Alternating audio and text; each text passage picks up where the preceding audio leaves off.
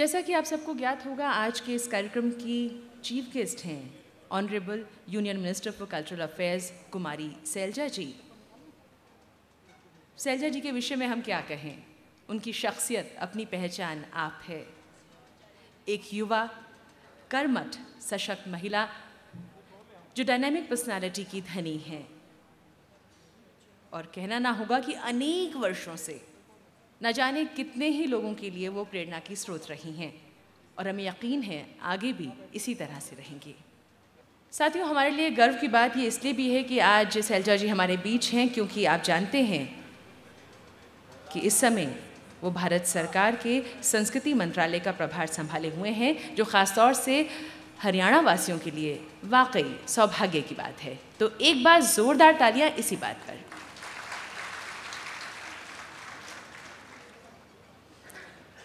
आप जानते हैं इस कार्यक्रम का आयोजन हीफा ने किया है, Haryana institute of fine arts, जो कि देश की एक अग्रणी संस्था है और तकरीबन पिछले 18 सालों से हरियाणा के सांस्कृतिक विकास को गति देने की दिशा में प्रयासरत है।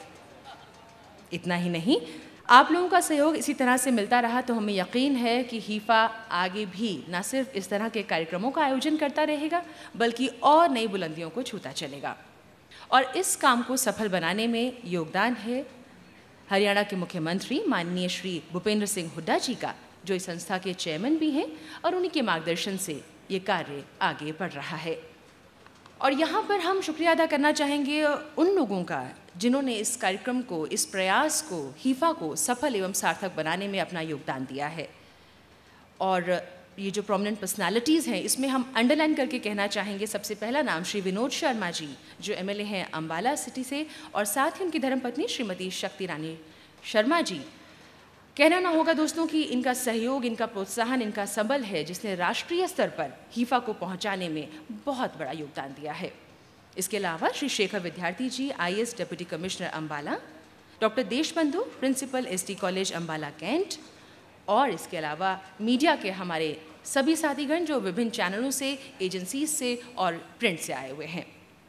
आप जानते हैं किसी भी अच्छे काम का शुभारंभ जो है वो दीप प्रज्वलित करके किया जाता है, और सबसे पहले हम माननीय केंद्रीय मंत्री कुमारी सैलजा जी से अनुरोध करेंगे कि कृपया वो मंच पर आएँ और दीप प्रज्वलित करें।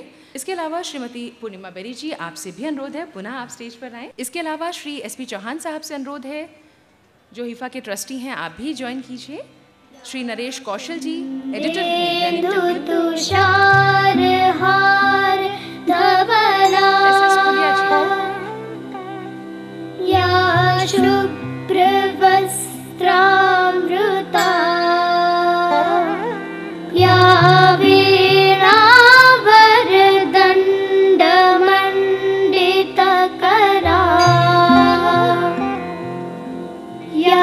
श्वेत पद्मासना या ब्रह्माच्युत शंकर प्रभृतिभिः देवैः सदा वन्दिता सा मां पातु सरस्वती भगवती निःशेष जाड्यापहा।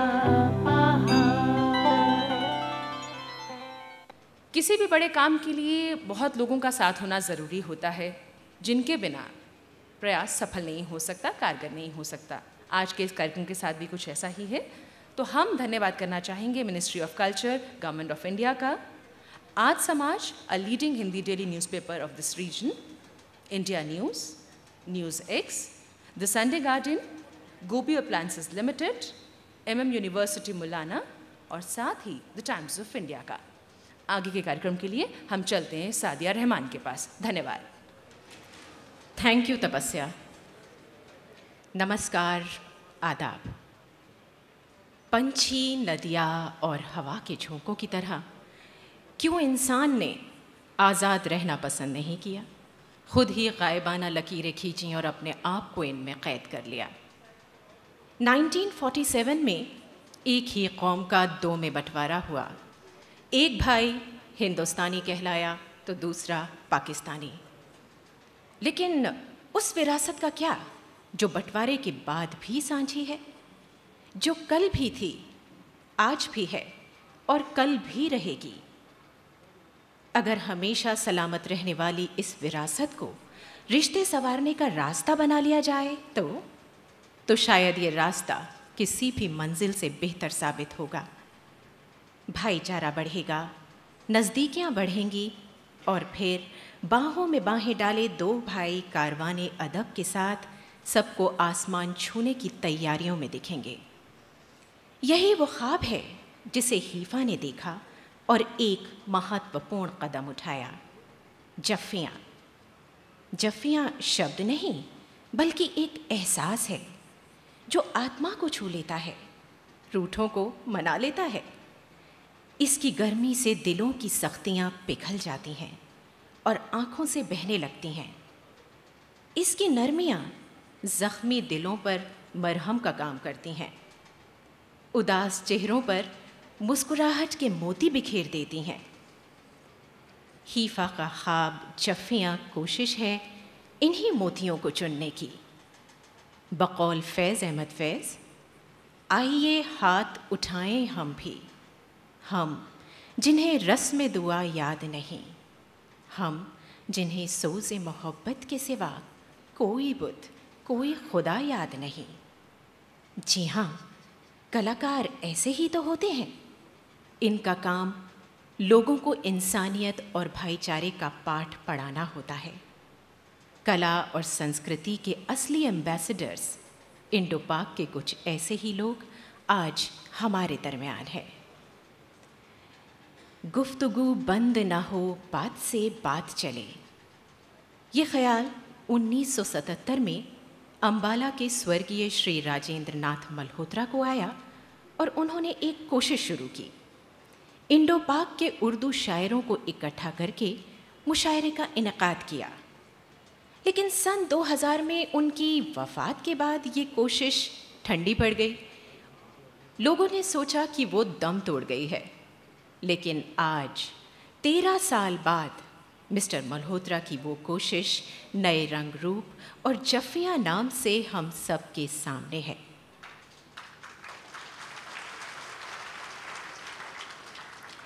इस बार इसकी जिम्मेदारी संभाली है हीफा ने। मल्होत्रा साहब जिन मुशायरों का इनेकाद करते थे वो सिर्फ उर्दू शोरा तक ही महदूद थे।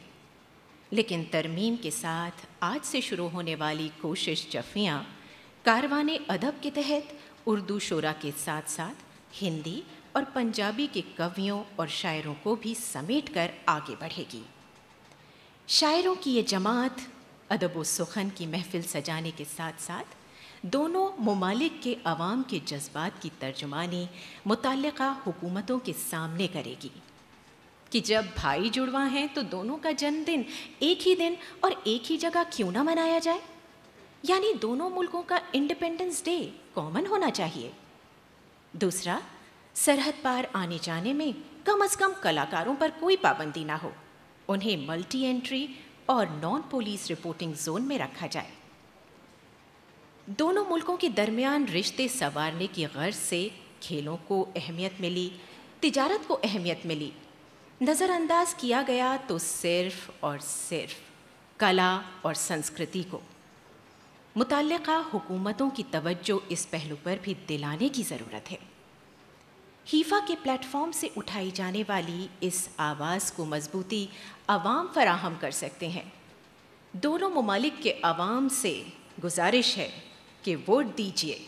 ब्लॉग लिंक है www.facebook.com/जफ़ियाँ और www.twitter.com/हीफा-हरियाणा।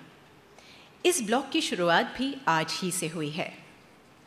दोनों मुल्कों के दरमियान रिश्ते बेहतर बनाने का जहाँ तक सवाल है तो उसकी गुहार हम सबसे पहले अपने दरमियान मौजूद ऑनरेबल यूनियन कल्चर मिनिस्टर से ही क्यों ना लगाएं और उनसे ये रिक्वेस्ट करें कि वो हमारी इस ख्वाहिश को मुतल्लिका हुकूमतों के प्राइम मिनिस्टर्स तक पहुँचाएँ। गुहार लगाने का वसीला हम बनाते हैं हिंदुस्तान की जानिब से जनाब गोपाल दास नीरज जी को और पाकिस्तान की तरफ से मोहतरमा किश्वर नाहिद को। आप दोनों से दरख्वास्त है कि प्लीज़ यहाँ आगे आएँ। यहाँ आगे आएँ दोनों शख्सियात और साथ ही ऑनरेबल मिनिस्टर भी, ताकि ये दोनों शख्सियात हमारी इस रिक्वेस्ट को एक लिखित दरख्वास्त के रूप में आपके हवाले कर सकें, इस दुआ के साथ कि इस दरख्वास्त पर कार्यवाही जल्द शुरू होगी। इस दरख्वास्त पर आने वाले जो भी हमारे शोरा हैं, कवि हैं, उनके दस्तखत हैं।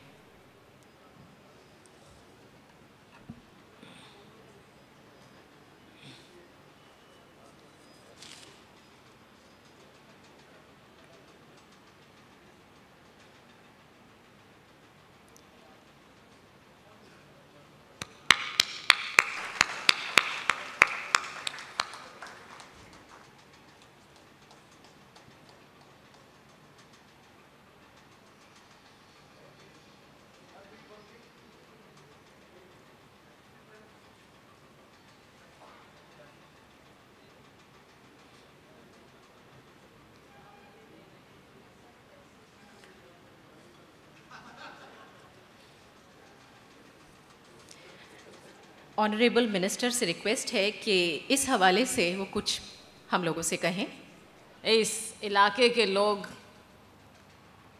यहाँ बैठकर इतने महान कलाकारों के सामने बैठे हैं और जिनके बारे में हमने केवल सुना था या टीवी पर देखा था, आज वो हमारे रूबरू हैं। और इससे ज़्यादा अच्छी बात हमारे लिए, अम्बाला के निवासियों के लिए क्या हो सकती। खैर,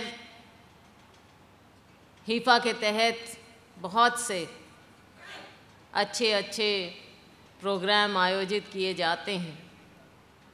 हर तरह की कला को आप प्रोत्साहन दे रहे हैं। कभी कहीं, कभी कहीं, किसी न किसी कोने में हमारे यहाँ की कला, हरियाणा की कला को आप अलग अलग जगह दर्शाते हैं और बाहर के कलाकारों को आप हरियाणा में जगह जगह लेकर आते हैं।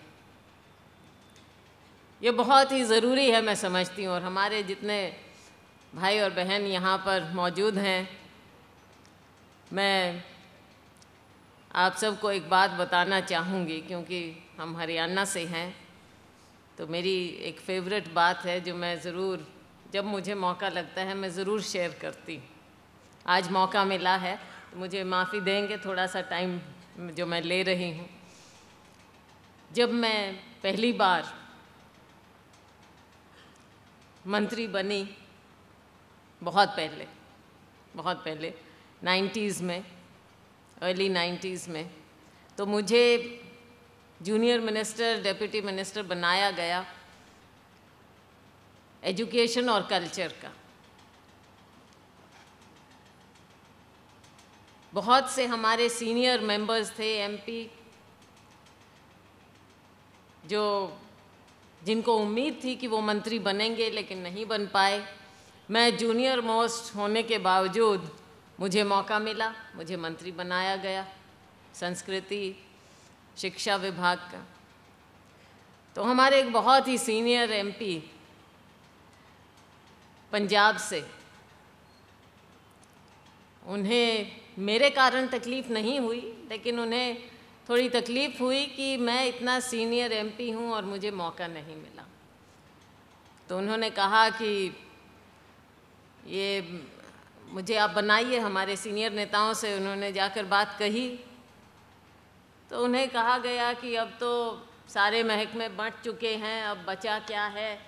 जैसे ओशन डेवलपमेंट है और इस तरह के कुछ 2-4 विभाग बचे हैं, तो उससे अब आपका पंजाब का क्या लेना देना। तो उन्होंने तपाक से जवाब दिया कि अगर हरियाणा को कल्चर मिल सकता है तो हमें क्यों नहीं मिल सकता साइंस। तो खैर, हमारा सौभाग्य है कि हमें एक बार नहीं, ये दूसरी बार फिर कल्चर मिला। तो हमारा तो सौभाग्य है, आपका मैं कह नहीं सकती कुछ। But I am very very grateful. आज ये जो मौका मिला, ना केवल हमारे देश के कलाकार यहाँ पर हैं, बल्कि सरहद पार से जिनका हमने सिर्फ नाम सुना था, आज वो भी यहाँ पर मौजूद हैं। और आपने ये इतना अच्छा कार्य किया, क्योंकि कला किसी सरहद को नहीं जानती। It is a universal language, सबके लिए। कोई सरहद नहीं है, कोई जात पात नहीं है, कोई धर्म नहीं, सबके लिए ये एक ही भाषा है। और उसको अप्रिशिएट करने के लिए आज ये सारे सभी प्रेमी यहाँ पर मौजूद हैं। मैं चाहूँगी कि आप इस तरह के और प्रोग्राम आयोजित करते रहिए, ये करें, कुछ और करें। तो हमारी ओर से, तो संस्कृति मंत्रालय की ओर से मैंने पीयूष जी को कहा था कि जो भी आप आयोजित करना चाहें, अगर आज फ़ायदा नहीं उठाएंगे तो कब उठाएंगे, जब संस्कृति मंत्रालय आपके हाथ में है। तो आप ना केवल अम्बाला, लेकिन और भी हरियाणा में जहाँ भी इस तरह के कार्यक्रम आयोजित करना चाहें, यू आर मोस्ट वेलकम। संस्कृति मंत्रालय की ओर से आपको पूरा सहयोग मिलेगा। और अब ज़्यादा कुछ ना कहते हुए मैं यही कहूँगी कि अम्बाला वासियों की ओर से एक बार फिर आपका धन्यवाद। और वी लुक फॉरवर्ड। ये आज एक अच्छी, बहुत बढ़िया शाम सबके लिए है। वैसे हम राजनीतिक लोगों को बहुत कम मौका मिलता है ऐसा, बेकल उत्साही साहब जानते हैं, बहुत कम मौका मिलता है इतना अच्छा, इतनी अच्छी शाम जो हम बिता सकें आप जैसे लोगों के बीच में। तो आपका बहुत बहुत शुक्रिया। और जो हमारे कलाकार सरहद पार से आए हैं, उनका मैं बहुत ही अभिनंदन करती हूँ। आपका बहुत बहुत यहाँ पर हमारे देश में स्वागत है। एक बार फिर आप सबका धन्यवाद। जय हिंद।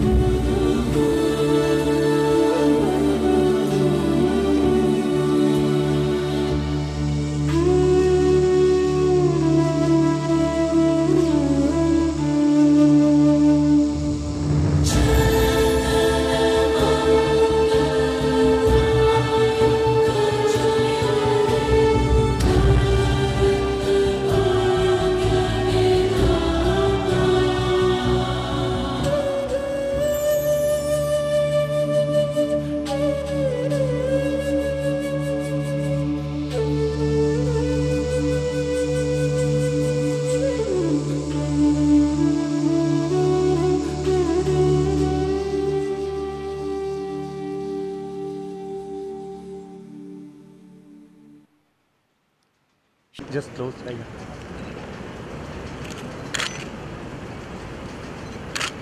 किसी कल्ला हमारा। Thank you sir.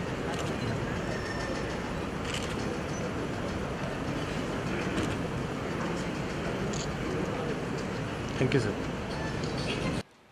Anwar Ahmad Jalalpuri Urdu अदब सुखन से जुड़े लोगों के लिए एक जाना माना नाम है।